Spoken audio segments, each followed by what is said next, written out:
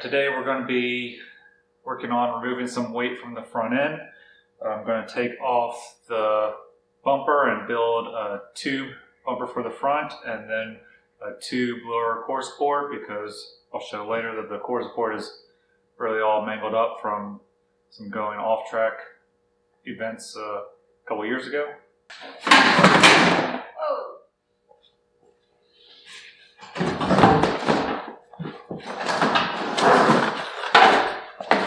Quick and easy removal. There's one really on there. So I'll be making a tube bumper for there, and then a tube lower core support.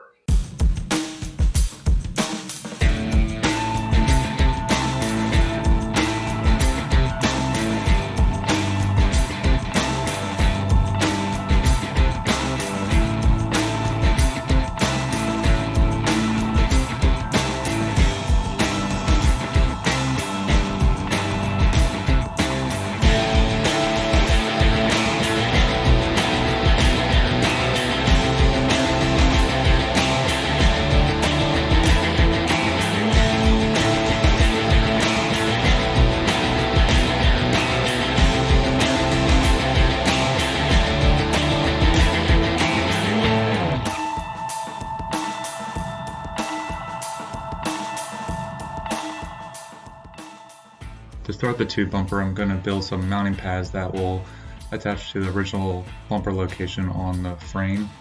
For the mounting pads, I'm just going to be using some 1/8 inch stock that I had laying around. So I'll get this tube pad cut out and drill some holes, and we'll get those bolted onto the frame.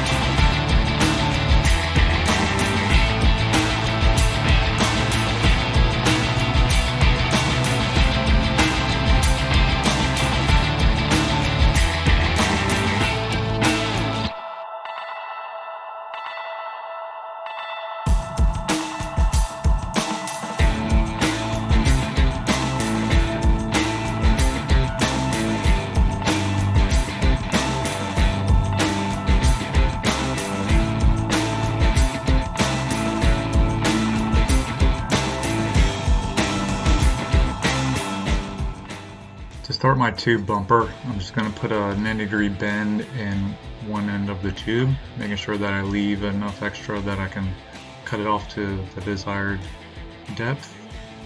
It's my first time using this bender and this die, so I'm using a framing square to verify 90 degrees.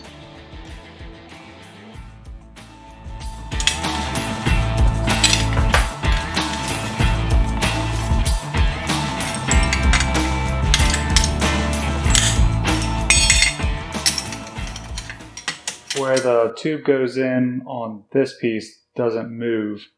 I'm going to measure off of this piece to where my bend will be at. So from this side to where the center line of the bend would be is 9 inches. So you see there's that little bit of play kind of in the beginning. So this will stay. The tube will stay stationary with this guy as it goes through the bending.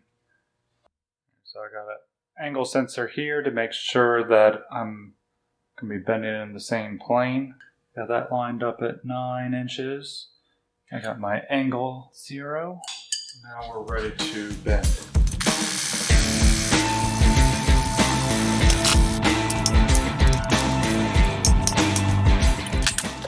Okay, with this bender, it can do basically 45 degrees on each of these holes. So each 40, you need to go more, which I need to go 90.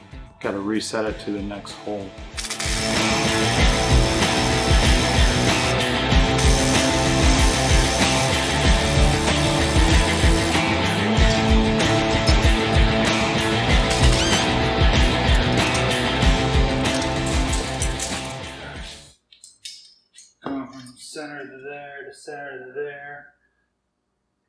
is 35.25. Looks like pretty close to it. So all I need to do now is cut it down to how far out I want it, and I think based on measurements off the bumper, should be able to do about 8 inches out. So right now it looks like I'm at 11 inches. So I need to take off 3 inches. I might start off a little less than that, and then I can work my way in and out.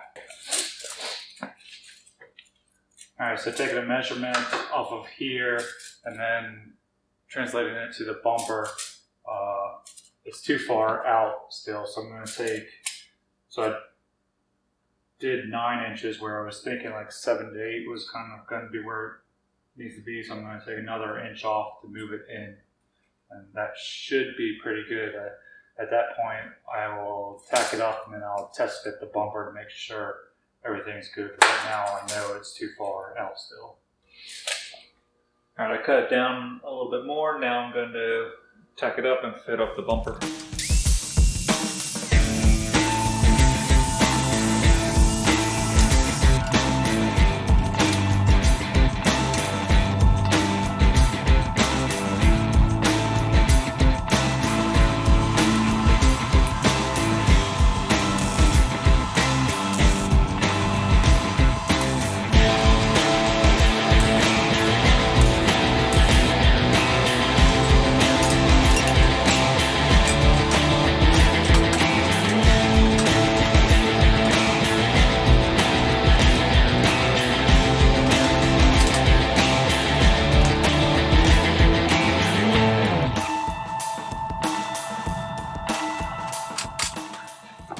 Alright, the bar looks pretty perfect. So there's about 1 inch of clearance right here in the center, or maybe about 1/2 inch right over there. So my total distance of the curve to the flat portion is 7.5 inches for future reference.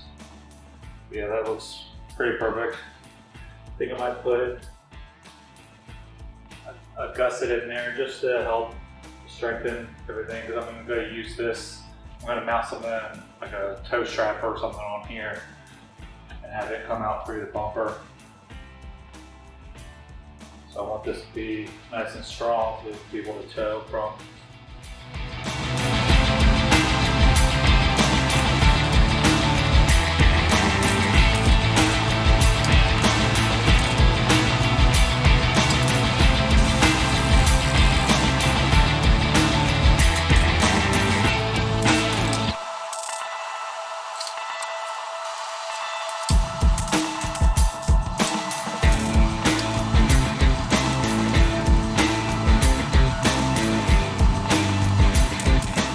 Two bumpers made up. Now to cut off this core support.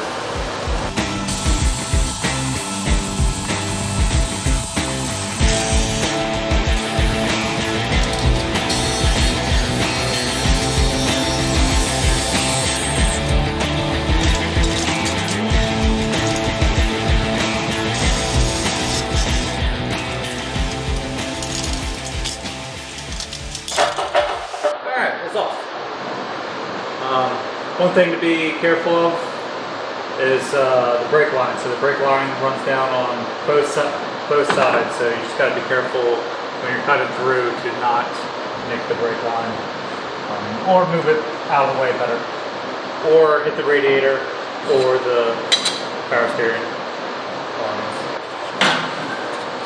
Alright, now that I got this off, you can clearly see how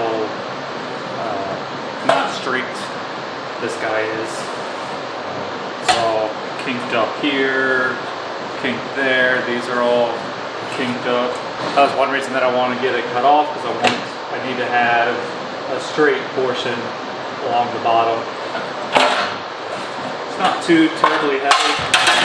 It weighs 8 pounds. The bar that's going on will be pretty much similar in size and shape to this one actually. So I don't think really save too much weight on that, but it will just look much better and be stronger. That's out of here. Now that the core support is cut off, I can go about figuring out how to make the new tube one. It's actually going to be very similar to the front bumper in size and shape, which is nice. I debated back and forth whether or not I wanted to make plates that bolted on or welded on to the frame. For simplicity, I think I'm just going to go weld on. I don't have to drill holes and bolts and things like that. I can easily just put a plate up here, weld it on, then weld the bar to the plate. So for the radiator lower mounts, I got these pre-made mounts that just take the factory rubber bushing. You can get these from MAF Racing. In fact, you could actually get a tube bumper and a tube lower core support already built, ready to go from MAF Racing. So if you don't have the tools to do this yourself, you can just go and buy a pre-made one. I had some of the tools, and it's a skill that I wanted to learn, so I took it on myself to build my own tube front bumper and tube lower core support. One thing that I didn't mention earlier is what tube I'm using. So I'm using a 1 1/4 inch OD by, I think, 0.063 wall thickness. This was the thinnest wall that I could get to work with the bender die that I have, which is a 4.5 radius die. That was to keep weight down of the bumper and core support. One thing that I noticed while mocking this guy up with these mounts is with the 4.5 radius and where the radiator mount would be located, it puts it kind of right on this bend, which is not ideal. So I'm going to have to probably cut and modify this guy a little bit to get him to fit on there. If I had a tighter radius die, I would just use that, and that would be ideal. It would be an opportunity to buy more tools, but right now I don't want to be buying another die. I just bought this one, and they're expensive. I also bent up this bar as just like as a template bar to use for future. So I got marked where the clamp goes around, so I can just easily fit this up and figure out where I need to bend a future bar. Here's the bar that I'll be using for the core support. It's the same one as I use for the bumper, 1 1/4 OD with a 0.063 thickness. And make up the plate, get the bars bent.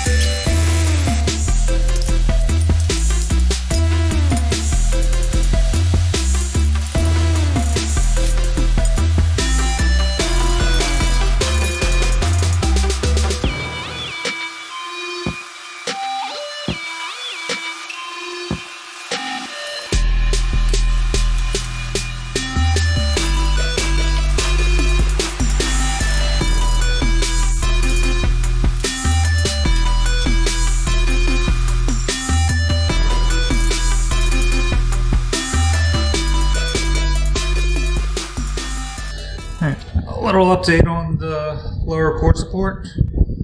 So I've had this cooler laying around the shop for a while. I think it was probably a power steering cooler from like a BMW or Volkswagen or something of that nature. So I'll be replacing this just one loop.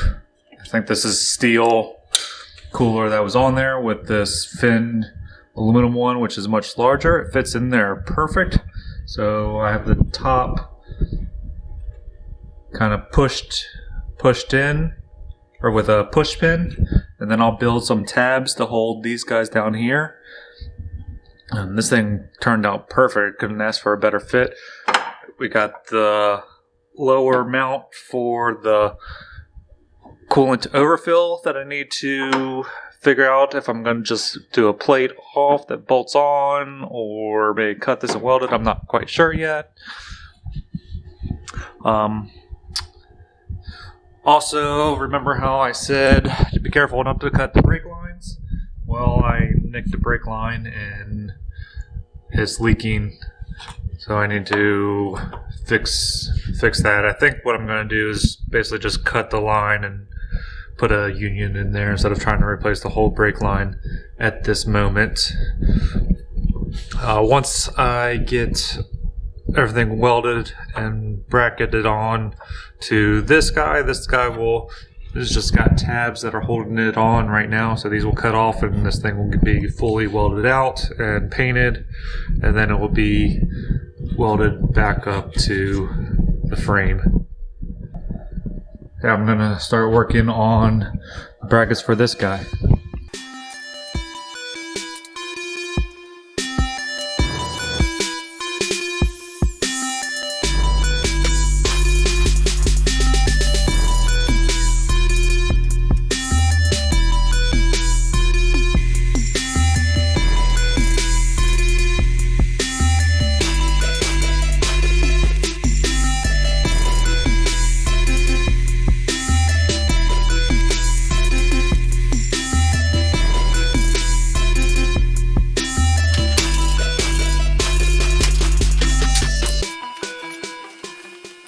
Alright, the front tube bumper is done.